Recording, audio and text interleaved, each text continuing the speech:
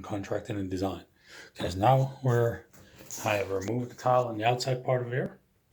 Break it out. My hedges are not damaged. All the extra grout you're gonna have, you have to remove it off of here as well, as much as you can. All the way across and clean it up.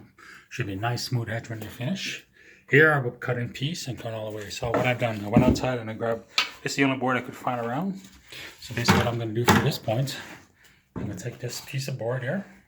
It's not the best piece of board, but it will do. Any type of board you can find around. So I'm gonna place it behind the original drywall. Same thing down there. And then I'm gonna glue this edges all the way in and screw it in. As much drywall as I can see around, I'm gonna screw it. I'm gonna do the same thing over this side, and I'll still be covering these holes knowing where they are. So from that point, I'll continue and show you.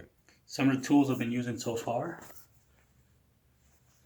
This big wrench, 18-inch, as well as all these tools here. I've been painting everything as much as I can so I can actually know what they are. And I have nice vice grip pliers that you can adjust for quick.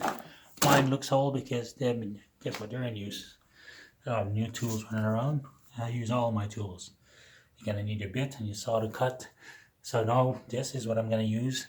An oscillating saw in order to cut all the edges, clean up all the edges as much as I can, and clean it up.